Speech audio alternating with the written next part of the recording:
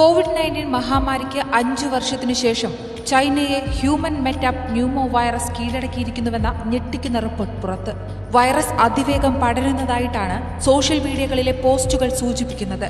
ചൈനയിലെ ആശുപത്രികളും ശ്മശാനങ്ങളും നിറഞ്ഞുവെന്നും കോവിഡിനോട് സമാനമായ അന്തരീക്ഷമാണ് ഇപ്പോൾ ചൈനയിലുള്ളതെന്നും ഈ പോസ്റ്റുകൾ അവകാശപ്പെടുന്നു.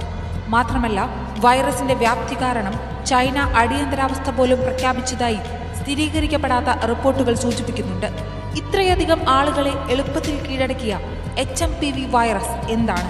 വൈറസിന്റെ അപകട സാധ്യതകൾ എത്രത്തോളമാണെന്ന് പരിശോധിക്കാം.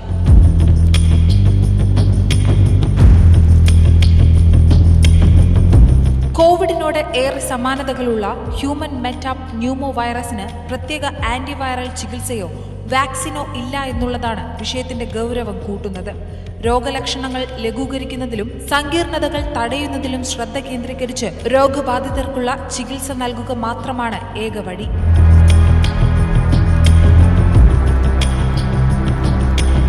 ശ്വാസകോശ അണുബാധയ്ക്ക് കാരണമാകുന്ന ഒരു വൈറസാണ് HMPV. എല്ലാ പ്രായത്തിലുമുള്ള വ്യക്തികളെയും വൈറസിന് കീഴ്പ്പെടുത്താൻ കഴിയും. കൊച്ചുകുട്ടികൾ, പ്രായമായവർ തുടങ്ങി ഉയർന്ന രോഗപ്രതിരോധ ശേഷി ഉള്ളവർക്ക് പോലും HMPVയിൽ നിന്നും ഒഴിഞ്ഞുമാറാൻ കഴിഞ്ഞെന്ന് വരില്ല. 2001 HMPV വൈറസ് ആദ്യമായി കണ്ടെത്തിയത്.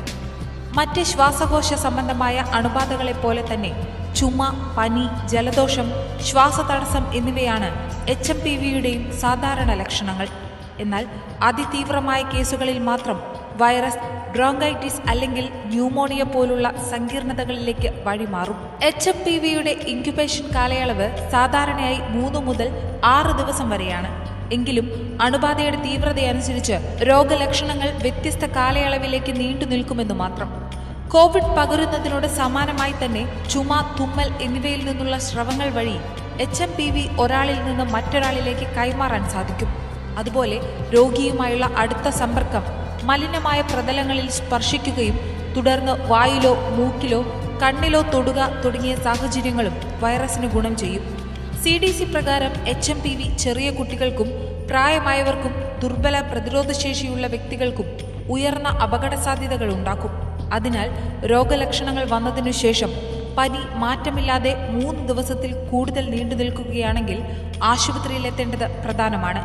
അതേസമയം ചൈനയുടെ അവസ്ഥ വഷളായെന്ന് കാട്ടുന്ന സോഷ്യൽ മീഡിയ പോസ്റ്റുകൾ പ്രകാരമുള്ള വിവരങ്ങളിൽ ചൈനീസ് ഗവൺമെന്റ് ഔദ്യോഗിക വിശദീകരണം നൽകിയിട്ടില്ലെങ്കിലും അജ്ഞാത ന്യൂമോണിയ പൊട്ടിപ്പുറപ്പെട്ടിട്ടുണ്ടെന്നും അതിനുള്ള നിരീക്ഷണ സംവിധാനം പൈലറ്റ് ചെയ്യുന്നതായി ചൈനയുടെ രോഗനിയന്ത്രണ അതോറിറ്റി വെള്ളിയാഴ്ച പറഞ്ഞതായും റോയിട്ടേഴ്സിന്റെ റിപ്പോർട്ടുണ്ടായിരുന്നു. 5 വർഷം മുൻപ് കോവിഡ്-19 കാരണമാകുന്ന നോവൽ കൊറോണ വൈറസ് ആദ്യമായി ഉയർന്നു വന്നപ്പോൾ അജ്ഞാത രോഗകാരികളെ കൈകാര്യം ചെയ്യുന്നതിനുള്ള പ്രോട്ടോകോളുകളോട് സമാനമാണ് ഇതെന്നും റിപ്പോർട്ട് സൂചിപ്പിക്കുന്നു.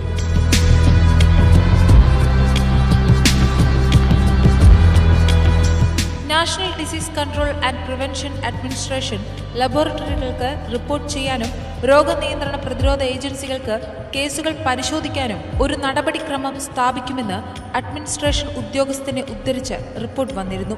മാത്രമല്ല, അക്യൂട്ട് റെസ്പിറേറ്ററി രോഗങ്ങളുടെ ഡാറ്റ അനുസരിച്ച് ചൈനയിൽ ഡിസംബർ 16 മുതൽ 22 വരെയുള്ള സമയത്ത് മൊത്തത്തിലുള്ള അണുബാധകൾ കുത്തനെ വർദ്ധിച്ചതായി വ്യാഴാഴ്ച പുറത്തിറക്കിയ ഒരു ഔദ്യോഗിക പ്രസ്താവനയും പറഞ്ഞിരുന്നു.